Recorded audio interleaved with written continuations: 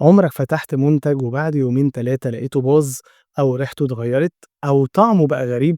مش شرط يكون المنتج وِحِش، بس في منتجات يا صديقي أول ما تتفتح العداد بيبدأ يعِد. النهارده هاقول لك على أخطر 5 منتجات بتبوظ بعد ما تتفتح، واللي لازم بقى تتعامل معاهم بحذر. ولكن قبل ما أقول لك على أي حاجة، خلّيني أقول لك الحكاية من الأول.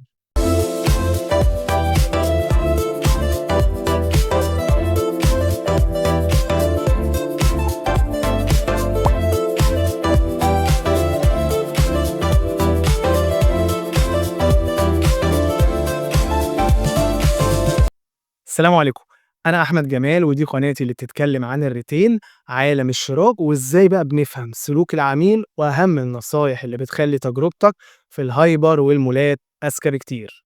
فدوس لايك بقى واشترك بالقناة وفعل الجرس عشان ده بيشجعنا ويخلينا نعمل محتوى يفيدكم. أخدت بالك قبل كده من كلمة يفضل استخدامه قبل؟ بتبقى مكتوبة على العبوات قبل كده. دي بقى بتبقى علامة إرشادية لنقاء الطعم والجودة. ولكن طبعًا مش بالضرورة انتهاء صلاحيتها. تعالَ بقى أقول لك إزاي تتجنب إنك ترميها وأنت لسه ما استخدمتهاش. أول حاجة المعلبات زي التونة والعصير.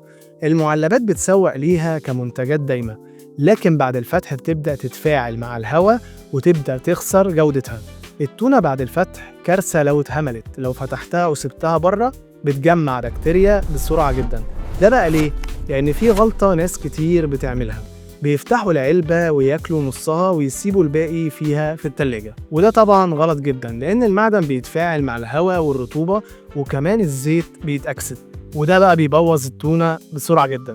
نصيحتي بقى ليك، احفظها في علبة زجاج أو علبة بلاستيك محكمة، مش العلبة نفسها، وحطها في التلاجة وتتاكل في خلال يومين من تاريخ فتحها. أما بقى العصائر المعلبة والطبيعية، أول ما العصير يتعرض للهواء مباشرة الفيتامينات بتبدأ تتأكسد والطعم بيتغير في خلال يومين بالكتير. نصيحتي بقى ليك، بعد الفتح لازم ننقل محتويات أي حاجة معلبة لوعاء محكم الإغلاق وتتخزن في التلاجة مباشرة. تاني حاجة اللبن المعلب والعيش والكيك.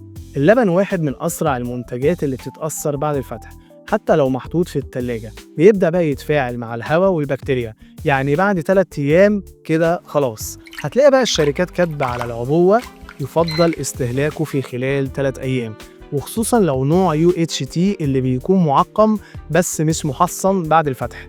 نصيحتي بقى ليك، فلو فتحت علبة لبن استخدمها بسرعة وما تسيبهاش مفتوحة في التلاجة بالأسبوع، وزي ما قلنا لو بعد ال3 أيام ولقينا علامات فساد اتخلص منها فورا.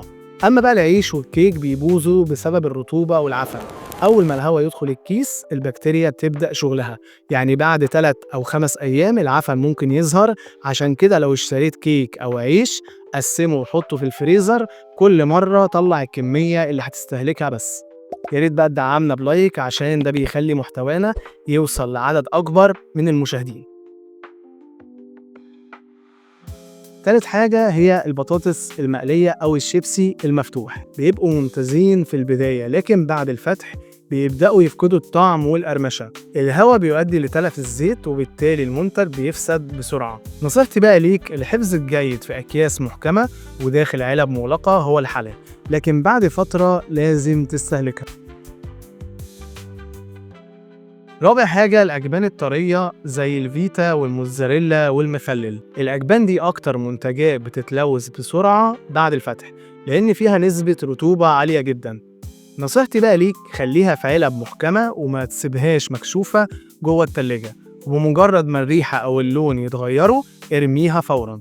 أما بقى المخلل اللي الناس كتير فاكرة إنه يعيش للأبد، بعد الفتح وخصوصا لو حد دخل معلقة مبلولة بيبدأ يتعفن. نصيحتي بقى ليك عشان نحافظ عليه لمدة طويلة، خليه يفضل متغطي بالمحلول دايما. خامس حاجة المايونيز والصلصات والكاتشب. الكاتشب والمايونيز والصلصات كلها فيها خل وسكر، بس ده مش معناه إنها تعيش للأبد. المايونيز بيبوظ أسرع مما تتوقع في 3 أو 4 أيام من الفتح، ويبقى أرض خصبة للسلمونيلا عشان داخل مكوناته بيض، وعدوه الأول هو الحرارة. بعد فتح المنتجات بتبدأ البكتيريا تتسلل من الغطاء وخصوصا لو متسابين بره التلاجة بعد الاستخدام. لازم بقى يتحطوا في التلاجة فورا ويتقفل الغطا كويس جدا بعد كل استخدام. والمتوسط ان عمر الصلصة اسبوع من الفتح، وعمر الكاتشب من اسبوعين لاربع اسابيع، واحيانا بتصل ل3 شهور بعد الفتح، على حسب بقى تعليمات الشركة اللي على العبوة اللي مكتوب عليها. وبكده يبقى وصلنا لنهاية حلقتنا النهاردة. وعلى فكرة، أخطر حاجة مش المنتج نفسه، الخطر الحقيقي طريقة فتحك وحفظك للمنتج. نفس المنتج ممكن يعيش أسبوع وممكن يبوظ في يوم، والفرق بقى سلوكك انت. يعني مع كل مرة بتفتح منتج انت بتحدد مصيره بإيدك، تحفظه صح يعيش، تهمله وترميه هتخسر فلوسك.